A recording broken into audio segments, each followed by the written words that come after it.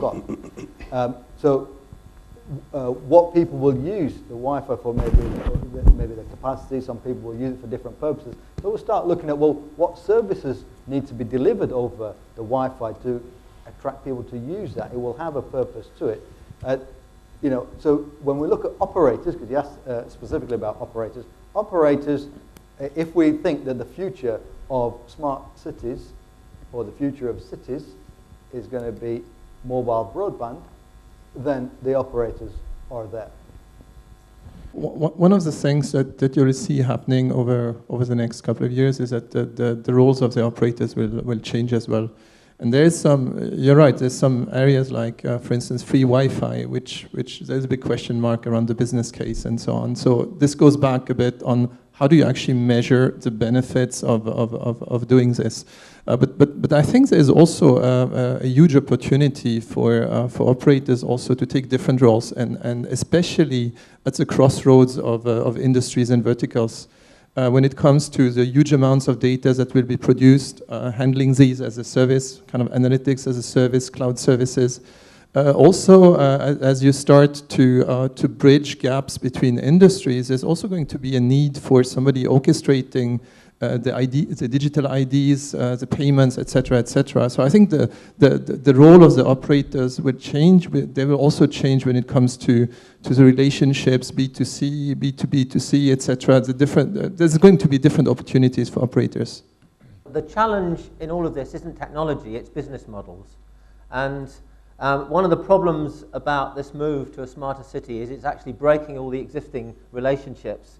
And the challenge is how to find new relationships which mean that everybody continues to make the money they need so that the whole thing continues to work. And that's where I guess the Dubai Economic Council and other organisations like that have a kind of a broader role can help bring together the different players that are needed to make the whole ecosystem work and find a way that they can work together to deliver these new innovative processes that will benefit all of us and make sure that everyone still gets the money they need to keep their businesses running.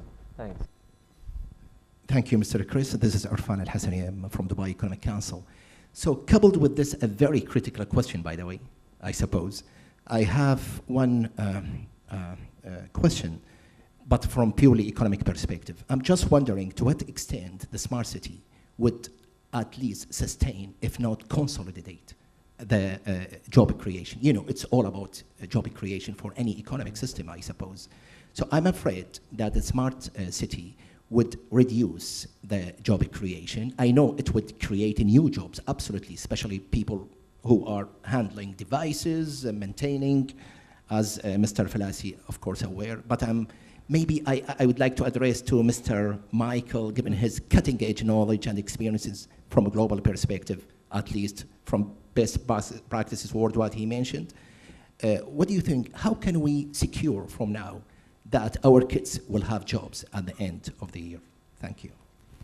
Okay. Of course, it's a real challenge, and it's a challenge that's going to be different from place to place.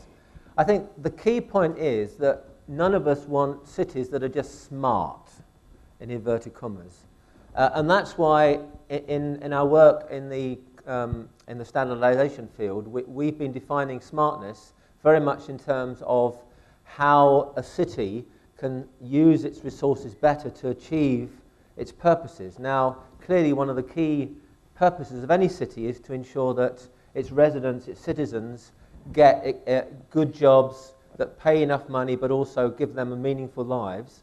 And that has to be one of the key things that city leaders are thinking about as they move towards smartness.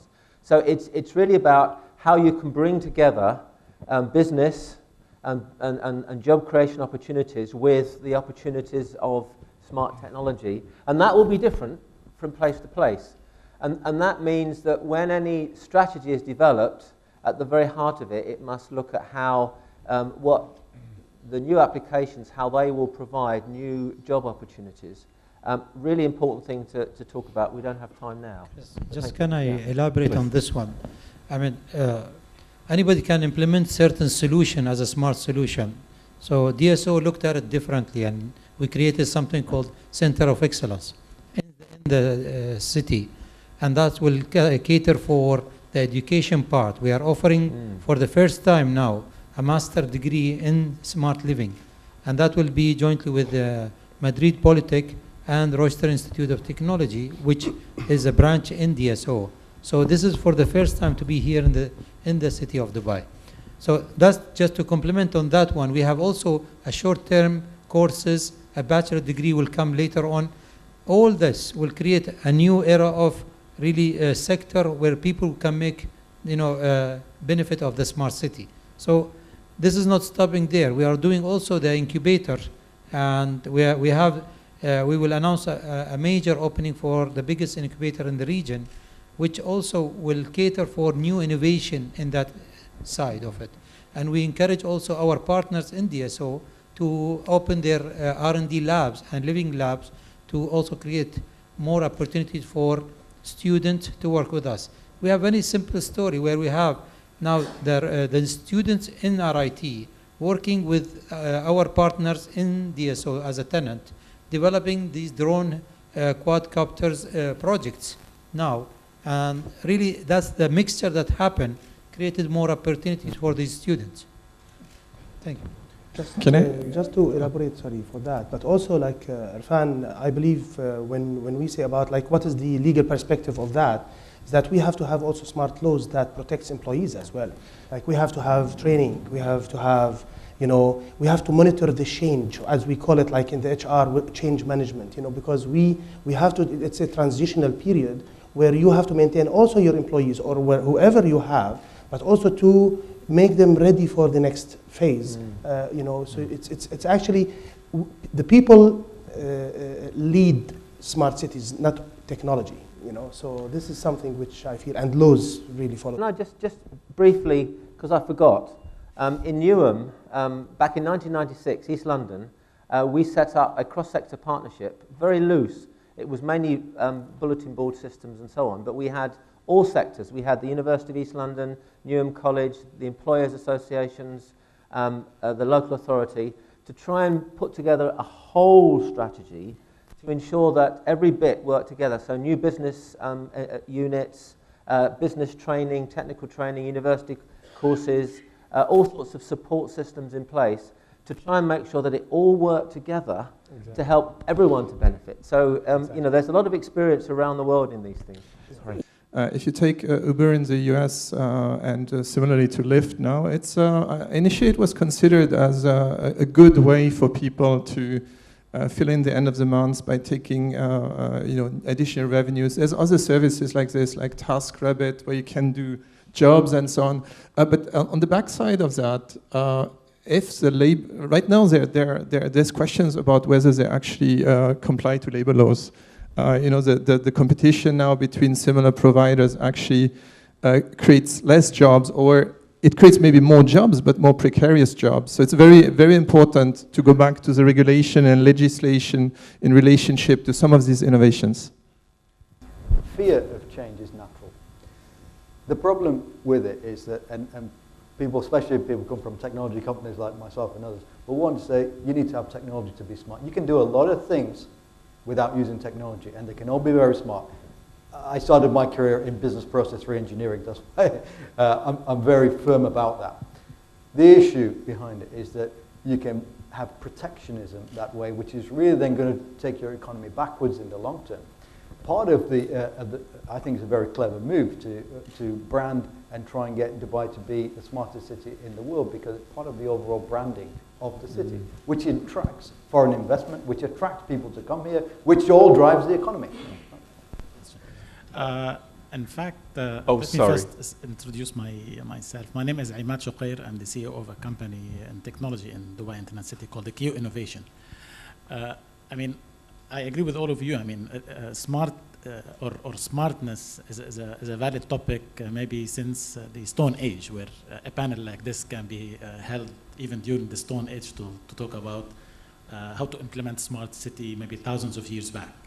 So today, the opportunity is with this advancement in technology that's really available for us, which is a great opportunity to leverage more and more all those components of technology, from communication to whatever, and have all of those contribute to the quality of life that we are living in.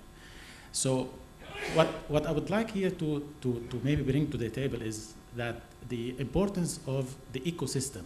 And what I want to say is Google is not here, but also to promote the concept that Google and other similar companies brought to smart city thinking. What I mean by this is, instead of trying to build things ourselves, is to each one participate in the building of the smart city. Like a very simple example, if I put a small sensor next to my house that measures the temperature, and I open the API so that everyone can read it, okay, now everyone will be able to know the temperature in Al-Wasr Road. So this is actually the contribution of everybody, and the collection of all of this and the availability of such exposed services that are provided by everybody is the greatest opportunity. Now, this is actually brings us to who's responsible actually for contributing to that. Everybody, however, there are also some specific, especially the telco companies, I insist on that.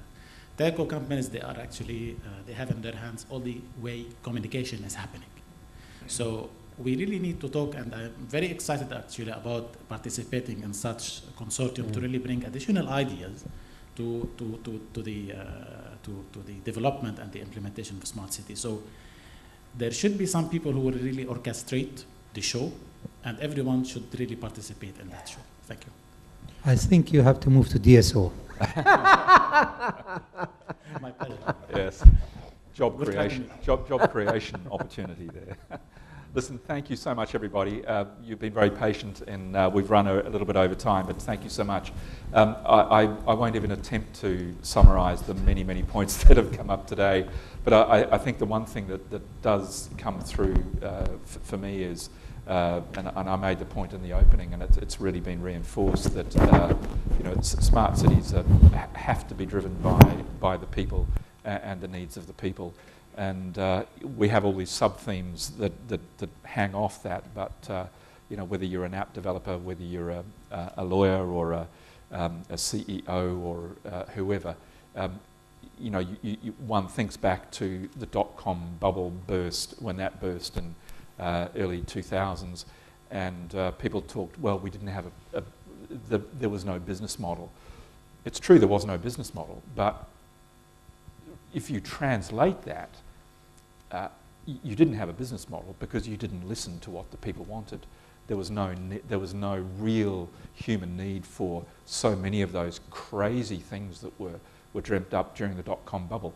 And one would like to think that we've learned a lot from that experience, and that as apps are, the app community addresses the smart city issues, that they will have learned those lessons. So I think on that note, thank you again all very much, and please thank you so much for all the hard work that the panel members have done, and I'd like to we can just show our appreciation to the panel members. Thank you. Thank you very much, Chris, and thank you very much to all the panellists. So before we head into the interesting workshops that are lined up for today, they're going to be taking place in Al Marasi Halls 1 and 2, 5 and 6, and 7 and 8. And our second panel discussion on the Internet of Things will be taking place back here at 2 p.m. So time now for a coffee break. Thank you very much.